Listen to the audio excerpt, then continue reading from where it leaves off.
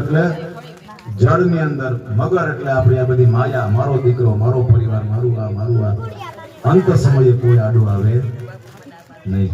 હાથીના ઘણા બધો પરિવાર હતો. હા, જ્યાં સુધી ફુગાણું ત્યાં સુધી બધાએ પ્રયત્ન કર્યો.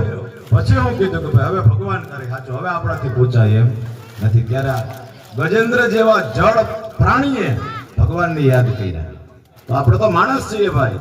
ગજેન્દ્રે જો ભગવાનને યાદ કર્યા હોય, આર્તનાદ કર્યો, અને ભગવાન દ્વારિકાધીશ સ્વર્ગમાંથી ગરુડ ઉપર બેહીને જોઈએ જંગલમાં જ્યાં માણસને મળે ને એવા સરોવરમાં હાથીને બચાવવા માટે ભગવાન આવ્યા હોય, તો હાથીને આ કઈ મોટા કઈ આવા થાળ લઈને ભગવાનને જમાડવા માટે નહોતું. આપણે સમજીએ છીએ એની પાસે કઈ નહોતું, પણ સરોવરમાં એક કમળનું ફૂલ જોયું અને સૂંઢમાં પકડીને ભગવાનને આર્તનાદ કર્યો.